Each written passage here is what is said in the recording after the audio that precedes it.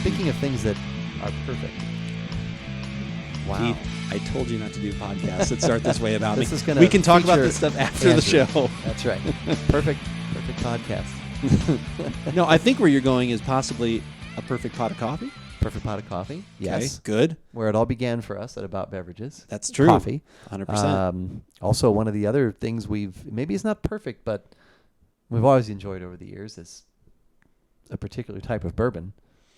Ooh, A that's certain true. Bourbon. So we're bringing maybe. What if we could put all that together? That would be, well, if we could, that would be great. And even, Yeah. Or maybe somebody else can even do it for us. Show us how it's done. Ooh. Maybe. That sounds like something worth don't know. talking and podcasting about. So Yes. we have got a bourbon barrel-aged coffee.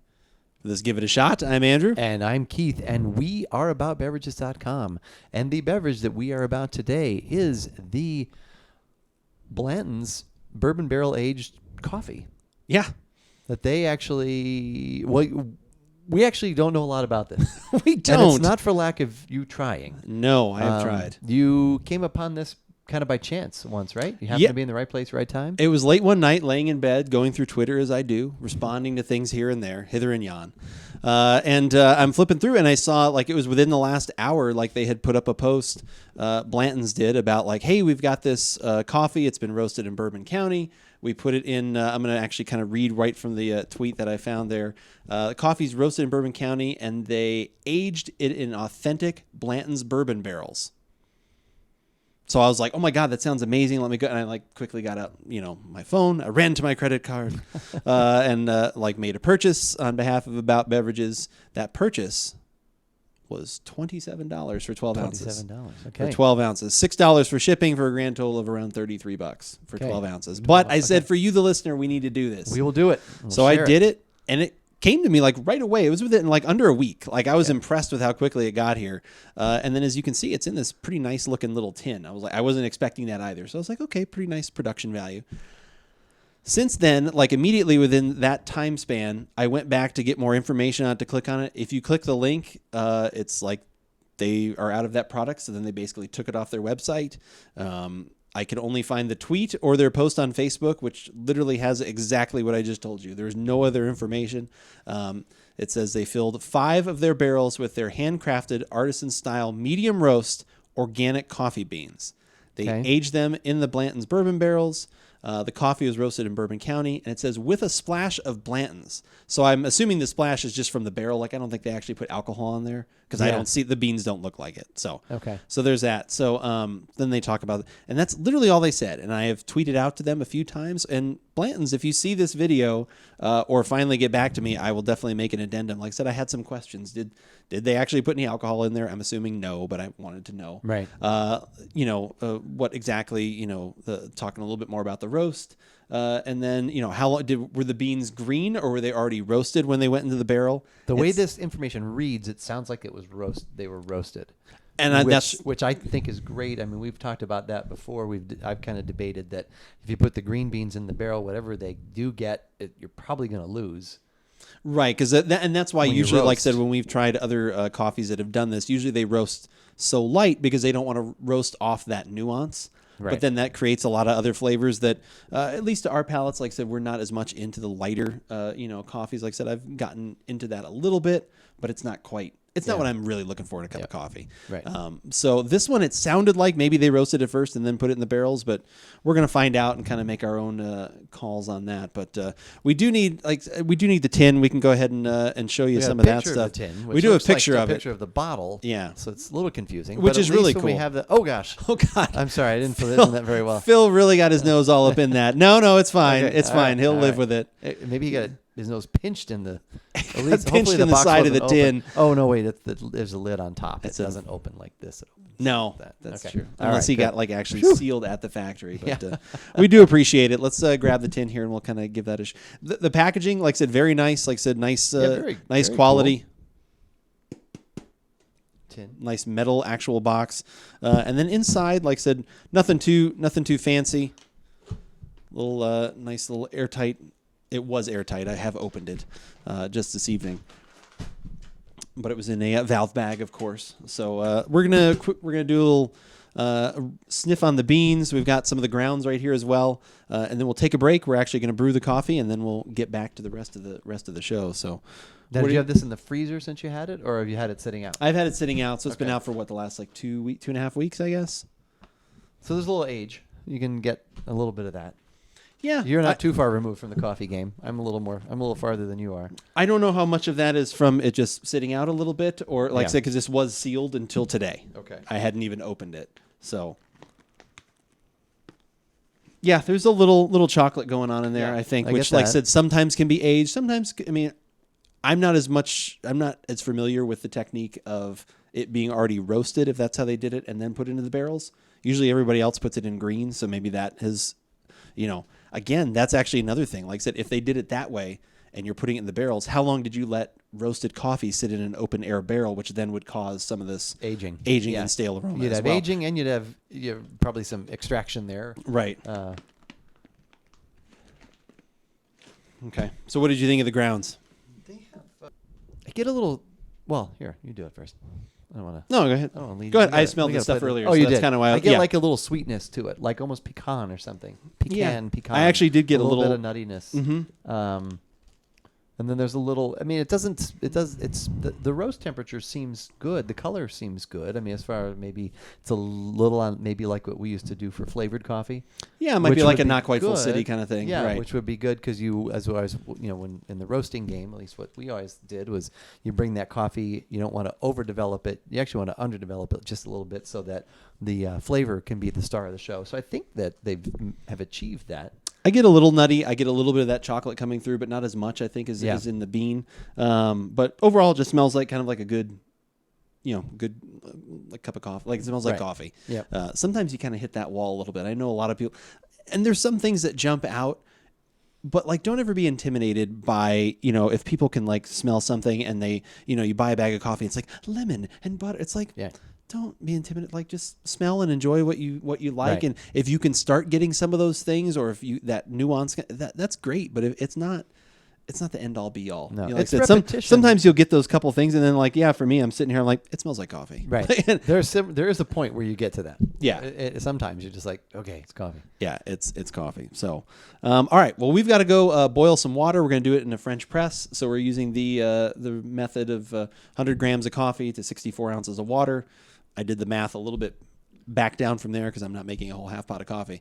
There is our French There's press. the French press. We are in the middle of a cycle as we are letting it go. So about 2.5 minutes in, we're going to pop this lid off, and then we actually like to usually mix things up just a little bit. Do a little stir. Break that crust. Do a little stir, break the crust. We'll do a little sniffy sniff, and Yep. then we'll wait another 2.5 minutes, and then we will press, and we will go.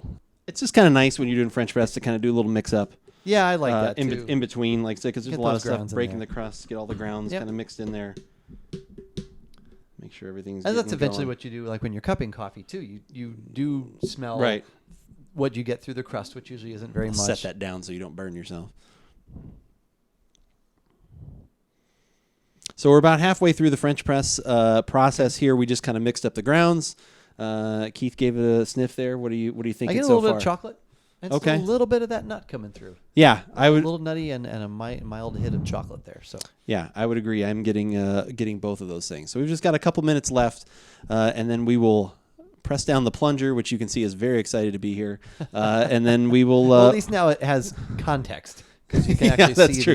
the you can fully see. the French press itself as Yeah, opposed to what the heck is You that? can see the rest of it there. What Yeah, is that? exactly. So we'll plunge that down, and then we'll have a nice cup of coffee here, and we'll talk about this Blanton's bourbon barrel aged coffee. All right, it is time to plunge officially. So we are taking the French press plunge. We're taking the French press plunge. And you want to make sure when you are doing French press to not just do it quickly because that can No. be messy. Yeah, And also, too, you're creating that blend there, too, an emulsion in some ways. Yeah. That's what Alton Brown always said. Alton Brown. Alton That's Brown. actually a really good point. I'm glad you mentioned that. Yeah. Yeah, because sometimes But it's also, just like too- you're thinking about plunging. Yeah, it's And just that can be it's dangerous. just not necessary. So All right, so Andrew's going to be using the Bears cup, or is that for me? you were saying you wanted the Bears cup, and I was Okay. going to use the Del Boca Vista. All right. So I've got a Chicago Bears mug. You got the Del Boca Vista. I don't think we need to discuss color. No. It's brown. At least not in these. It might be slightly difficult. Yeah. So I've got that there and got everything else. All right, let's go right to the sniff. All right, what are you thinking? I get coffee. yeah, I get coffee. I agree. Like the whole way through, it's pretty much been chocolate and some sort of nut. Like I almost get like more of like a hazelnut right now. That's kind of what I'm getting. Is like almost like what are those? Was it Ferrero Rocher or whatever? It's not quite that nutty, but that's kind of what I'm thinking of. Is like that kind of chocolate and hazelnut kind of thing. It smells good. Like I'm not really getting bourbon. No. So I'm hoping in the taste it's just going to be like, oh, my God, there's where it was. I just did a shot. I just had a shot of bourbon. I just felt like I did a shot of bourbon. All right. There will be probably some slurping. It depends on where I edit. Yeah. I'll at least have my brother slurp. Okay. All right. Let's go ahead and try. Let's go ahead and see if the taste is there. You know what? We should make a point. Keith, why do we slurp the coffee that way? A couple of reasons. One, it's damn hot. Fair. So if you aerate that over the back of your palate, you're going to cool that off. So that'll temper a lot of that heat. But then two, that aeration also it introduces more air into the coffee itself and just releases more of the flavors and the aromatics, and you can get a better idea of what's going on in there. And that's why you'll hear people, wine, you'll hear them slurping that as well and doing that because they're trying to, like I said, just introduce air into the process, which releases flavor, aromas, things like that. You're aerating. It spreads it across your palate a little bit more too, so you kind of get all your flavor receptors kind of involved and see what you're tasting. So Keith, what are you tasting? I am tasting. I'm actually tasting. I think a good cup of coffee. I'm not necessarily tasting bourbon. There's probably still a little of the lower chocolate. I don't know about the nut part. I don't know if I get that anymore. But I just get. Looking at the roast, I thought maybe it was going to be a little light. I also thought maybe there was some age in there that might come through, but it's a solid cup of coffee, I think. And maybe maybe on the finish now I am getting a little bit of the nut, but just a small hint of that. But it's good. Coffee. Yeah, I would like to have something remarkable and amazing to say, that's exactly how I feel. It tastes like a pretty good cup of coffee. It's definitely that kind of medium roast profile. I do get a little bit of the nuttiness at the back, but it's just kind of a little bit of the chocolate, a little bit of the just kind of nice coffee flavors. But there's nothing like too like under roast or sour in there. Like I said, the flavor profile is pretty even. No, it's just good. It's just I would never pay $26 for a just good cup of coffee, which is basically 12 ounces of for 12 ounces of coffee. Yeah. Like I said, so that's kind of like I said, the tin is neat and all these other little things. I wish it had some more of that stuff in it or going for it. Like I said, I wish even if there's a little hint of bourbon, like that would have been kind of neat.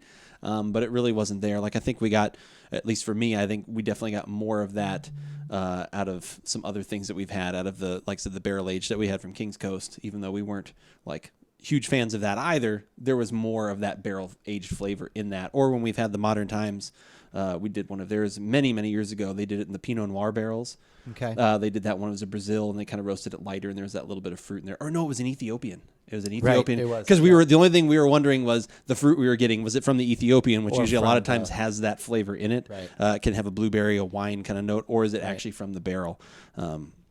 And that's just good on them for pairing those two things together to accentuate the other. But yeah, no, I think it's a solid cup of coffee, but it's just not, it would not be worth the price. Like I wouldn't recommend it to someone. I think what you have here, though, is since you did invest in it, and since you are who you are as far as coffee and beverages, it's a great story. If you guys have people over and you want to make some coffee at night, or breakfast or something, that you have guests or whatever, and you can be like, hey, I bought this. It's look at this tin. This is cool, and I'm gonna make a good pot of coffee with it, or a good French press coffee with it, and at least it's not like, it's an expensive 12 ounces of coffee. Yeah, I will brew the rest of it. With a good story.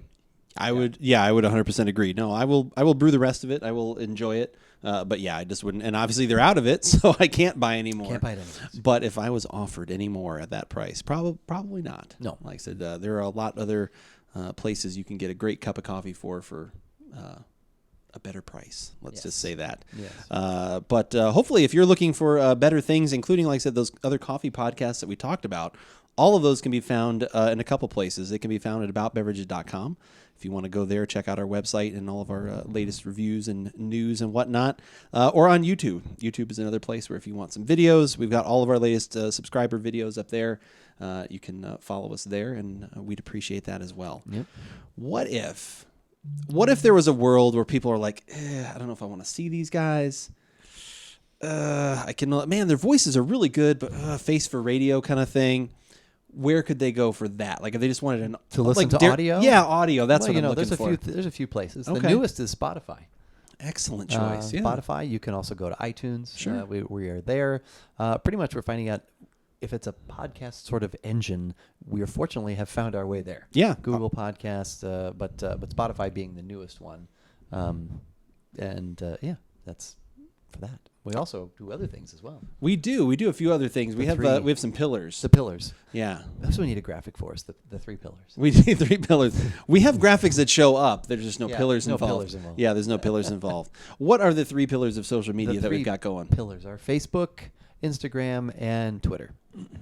Find us there. Twitter is one of the favorites where you can find out when we're going live for possibly recording podcasts on twitch.tv/AboutBeverages most Thursday nights. And you can find me playing games on the other nights. Right. And enjoying a beverage. Come by, stay high, and we'll have a drink or two and get some chat in. That sound like a plan? Sounds good. All right. But like we always say, whether we like it or not, you should give it a shot.